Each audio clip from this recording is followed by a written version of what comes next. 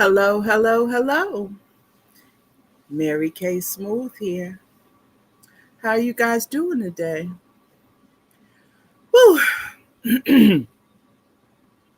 It's been interesting. I was one of the I didn't really share with you guys, but last week I was one of the 44,000, and this week I was one of the 25,000. Um proud, proud of that. What's going on? Oh, and I got to show you. Look at that. Look at that girl got a jacket.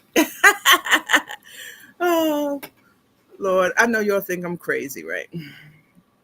But I got my little Mary Kay jacket. Um, Today I am gonna do the whole thing, so I guess I might as well get started. Um, Today it's kind of a sad day for me. Today is the day my father passed uh, in 2011. And you guys know, because I told you from the beginning, that was one of the triggers for me. My mother, I lost in January of 11, and my dad in July of 11. And since I was my parents, they exposed us to such a enriched, that's what I call it, enriched childhood. It was devastating for you, girl. So it's a day for me when I kind of get sad. So I do things like go over at Weequahic Park Golf Course, because I told you my dad was a sportsman, but he used sports and he helped Newark students use sports to get a college education. And later on, I told you guys about Garnett, one of his golf kids, that he was a golfer. Well, at Weequahic Park Golf Course, thanks to um, the honorable late, however you want to say it, county freeholder and one of Daddy's students, Bilal Beasley, before he passed, he got the golf course clubhouse named Charles W. Johnson Clubhouse. So I always ride over there because I know my father is, his spirit runs over there too, because he loved Weequahic Park Golf Course. He loved it. And so I go over there and just, reflect a little bit. But it's kind of sad for me today, y'all. Um, okay, I need to do my serum right here. I have to tell you that well, I guess we're going to talk about Daddy today, y'all. So I hope you don't mind. Um, Daddy was an interesting fact. I don't know if, yeah, I can, guys. Oh, let's see if it opens. I'm going to try to see. Okay. I think I can. Um, I, I think I can. I had a habit of sometimes talking about things. Um, I used to ask him questions and then take his answers, and tape the conversation. I have a couple, but I think I can let you guys hear one of them that's really actually Daddy's responses are kind of interesting and relevant. Still, this tape here that I found on my computer is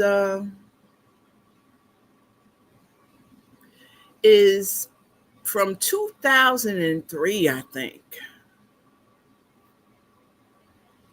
So hold on a second. Let me see if I can get it.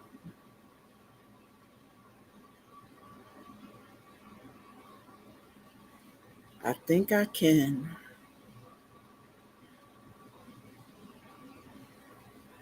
Okay, where is it? And I took my glasses off so you'll know I can't see nothing.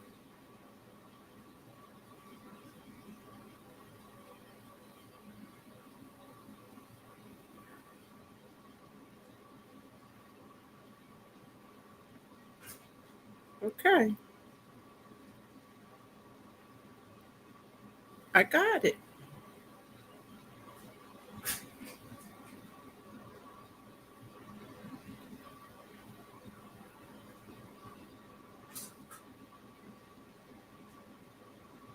Oh, it's not coming on. Oh, well, I guess I don't have it. Or do I? I think I do. Hold on. I'm going to try it one more time. What's the first thing you can remember about your father, Reverend Biff Johnson?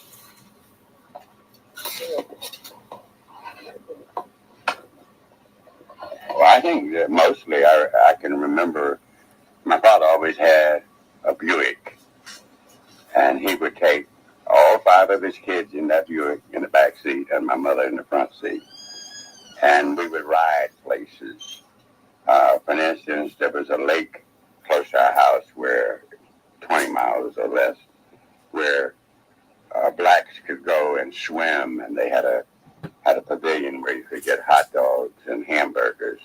And my father always made sure that in the summertime that we went there 3 or 4 times, and we would swim, and my mother would bring a basket, and in this basket would be fried chicken and chocolate cake and rolls and potato salad, things for our lunch for that particular day. Then I can remember my father taking us to South Carolina, where my mother's father lived. We'd go there and spend most of the summer, but my father would come back and forth after church on Sunday nights and be with us. And I can remember him sitting down telling us, although I was only 3, 4, 5 years old, about the social climate in our town, places where we could go, places where we should not go. He didn't allow his children to go to any place where you went to buy a hot dog and you had to stand up at the end of the counter and eat it. He would say that you can always go home and your mother will boil you some hot dogs. Um, there were stores that he would tell us that you can't go to buy candy because they did not treat people of color with respect. And I can remember him sitting down at night talking to us about his childhood. One thing in particular I can remember, he said he was a coon dog. He had a coon dog, and he and his father and the local men would go out at night and hunt for coons. And he can remember nights when he had homework to do, and he couldn't go, and he could hear the hounds baying in the distance. And I can remember him saying that he said then that I wish I was a dog. In other words, he wanted to be out there in the middle of things hunting for those coons. And I can remember him talking about his childhood. He finished high school at 14, and he went to Hampton Institute, and he became a farm agent, and he was the youngest farm agent in that area. And he used to grow pumpkins, and he grew a 150-pound pumpkin. He set the record for that area, and he was very knowledgeable about agriculture, and so consequently, this made him a very popular person. Um, I can remember him taking us to different churches where he preached. We were little guys, and we would go, and we couldn't go to sleep on the sermon, but we sat very quietly and listened to his sermons, and we can remember how people greeted him when he came, that everybody was always happy because they felt that he was bringing to them a new message, or a message that would help them to survive and endure. Um, I remember him coming to the school. Our school was right across the street from the house when I was, say, 6, 7, and he would come over and uh, visit classes and talk to kids, which he did later, many years later, when I was a teacher. He and the principal and the black superintendent were very close friends, and he was one of the leaders that helped to improve our school climate and our academic procedures. Um, I can remember him being an outstanding dresser. He always had on a tie and a white shirt. Even if he went fishing, he would wear his Sunday attire, type of attire to go fishing. Never saw him without a necktie as a kid. He always had some old beat up car, and he traded cars every year because they wouldn't last 12 months. And we always looked at that car. We got a new car, although it was an old trade-in that my father had bargained somebody for. He knew everybody, and so consequently, wherever we went, everybody knew us, and we were very proud to even be with him. We were proud to be his sons because people had high expectations from him and had genuine love and high feelings for him. And as a little boy, he talked to us about what we were going to do in the future. Uh, it was implanted in us that you are going to college, so that was automatic. When people would ask you, what are you going to do when you grow up? Your first answer was, I'm going to college. What are you going to be? Whatever you had chosen. I wanted to be a doctor. My brother wanted to be a doctor. My oldest brother wanted to be a chemist. And my other brother, he never told us exactly what he wanted to do, but he always had part-time jobs after school, and he was an outstanding athlete. And my father always went to the football practices and to watch his boys. He utilized his car to help transport the football teams to the adjacent cities where we were in competition with a particular high school. And he would tell us that we had to go to church on Sundays, and that we had to have high respect for people, and most of all, we had to have a high regard for God. Okay. I just let you hear a little bit of my dad. There's some really good questions and his answers, historic stuff later on in the tape, but I don't want to keep you guys too long. And besides, it's making me sadder. But my dad and my grandfather set the pace, and my father found his own lane. My grandfather, Reverend B.F. Johnson, the former pastor of Metropolitan Baptist Church here in Newark for 48 years. When they came here in the 40s, they moved from Goldsboro, North Carolina, where my father was born, and my Uncle Robert and my Aunt Sis, they were all born there. And my grandfather was preaching at 3 churches down there. So by the time they left, Daddy was in his teens, And my father's whole family, the immediate family, they all went to Benedict, but Daddy went to Morgan, and he played football there. And he was a Q, drum and bugle corps, everything. Daddy did his thing, and like I said, he found his way to that teaching lane, and he made his own. He did really well with that, being the number six black teacher to pass the Newark teachers exam when it was written and oral, and the oral was where the pothole was for most minorities. Because you had to be interviewed by six principals certified in your area for an hour. And that's usually where they, like I said, you hit the pothole. But Daddy, he was number six, and Uncle Johnny, John Thomas, my godfather, was number seven. Daddy was first in science, first black person in science to pass the Newark teachers exam. And Uncle Johnny was the first, he was number seven, first in history. And Uncle Johnny went on to actually provide most of the research for the what was started as the Crispus Attucks Parade and is now the Black Heritage Parade here in Newark. So Daddy and Uncle Johnny were very innovative. They did their thing, and there are hundreds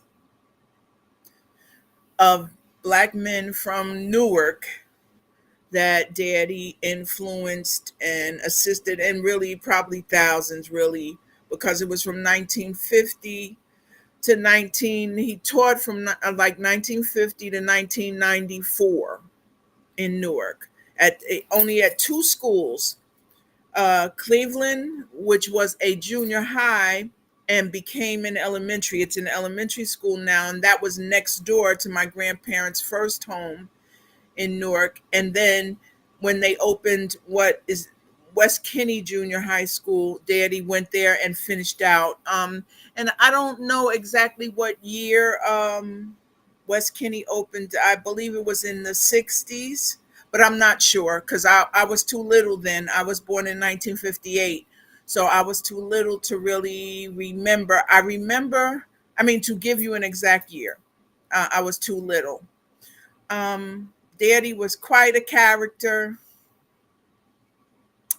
And I miss him every day because he used to teach you in a myriad of ways the lessons of life.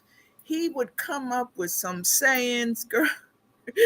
He taught using poems and sayings and things to make you to provoke thought in you, where you would think of about what he was trying to teach you, and it would help you to remember when you were in a situation. um and it just worked, and like I said, he carved out a lane and he stayed in his lane, and it worked for him. My grandfather had his lane, Daddy had his lane, Uncle Robert had a lane.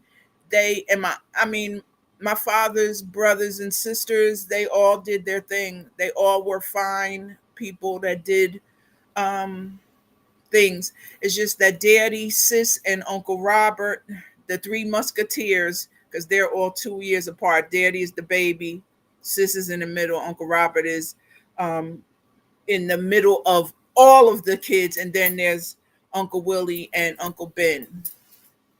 But Daddy, Sis, and Uncle Robert were all teachers here in Newark, and taught. Sis and Daddy taught on the college level in the black colleges for a while, and Uncle Robert went to the Navy. So that was the time when he probably would have done it too. And when he came back and was married Aunt Kathy, they came to New Jersey as well. So pretty much in the 40s, Reverend got hired by Metropolitan, and Daddy and Uncle Robert and all of them came to New Jersey. Uncle Willie, Uncle Ben, everybody was here, and that's why that's how we got New Jersey. Reverend, he was a foundation. like you wouldn't believe, because during his time he was running in the circles, the National Baptist Minister, Black Baptist Ministers Convention, on a national level, known to many. He was the mission home mission board president for the National Baptist Ministers Convention for 25 years, and he held that position after Martin Luther King Sr., who was his friend. He was one of the founding members of the SCLC, and Martin Luther King Jr. was his friend as well, and came to Newark to preach at the church and fundraised. And they Reverend the all the HBCU college presidents would come through Newark. In Newark, politicians were born in Bergen Street. Reverend was a fine organizer. He was at that time, Black people were big Republicans, and he was friends with Todd Whitman, uh, Alfred Driscoll. I mean, you could come forward till the Kennedy days. That's when Black people changed over to Democratic, but Reverend was still good friends with all of them. Tom Kane. I have a book upstairs because I bought what was the church parsonage when my grandfather passed away, and I met him, Tom Kane, a couple of times, and he told me your grandfather was ahead of his time. Not Tom Kane Jr. I'm talking about the former governor. Um, so Reverend had the respect of many men, and if I had played another part of that tape, you would have seen some stuff that Daddy experienced. And Daddy and them, they had a crazy environment they were raised in, because ministers, while they weren't rich, the they had received the support of the towns where they preached, and so there was always food and clothing, and they always had a car. And later on in the tape, Daddy would tell you that Reverend and the town doctor were the two Black men that had a car, and they would drive people places when things happened, like, or if the football team was playing somewhere, they would take them to the games. And during Uncle Willie's time, the football team was in Goldsboro was undefeated, so they really had to drive them around a lot for that. But Reverend always was able to help people and to create an atmosphere where he could get the cooperation of the whites that were in political power to assist in Newark and in North Carolina as well. I should have played, maybe next time I'll play you guys the story about the the men that they bumped into a lady and she dropped her bag, and the mayor of the town, Goldsboro, went crazy on them, and how Reverend and them reversed that and made it work for them. And you can, and the thing is, where Daddy tells you these stories in 2003, if you get on the internet, you can verify the actual politicians that were involved. The senator, the congressman, uh, some of the other historical facts that he mentions in the tape, and that's what makes it even better. That Daddy remembered because it happened, um, and that Reverend was up right in the middle of it. So I have one my stuff. I got one. I got two things to do. I forgot mine. You know, my line reducer. But I want to thank you guys for y'all know I cried, and you all saw me wiping my eyes and everything, but um I'm making it. But today is not a good day. It, um for me. And shout out to my sister. We had our little thing because we were daddy's girls. You know, and that, as they say, is that. So I am Mary Kay Smooth, trying to get herself from crying out of the sad mood.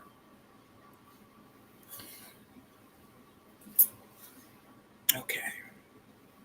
Oh, I forgot one more thing. Yo, wow, I can't remember nothing today, huh?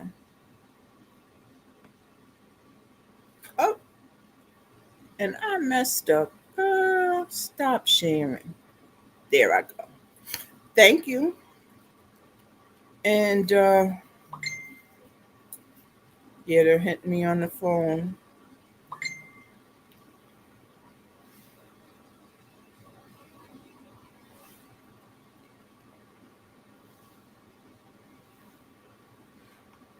And guys, if you're interested in the 44,000, DM me and I'll get you a link to it.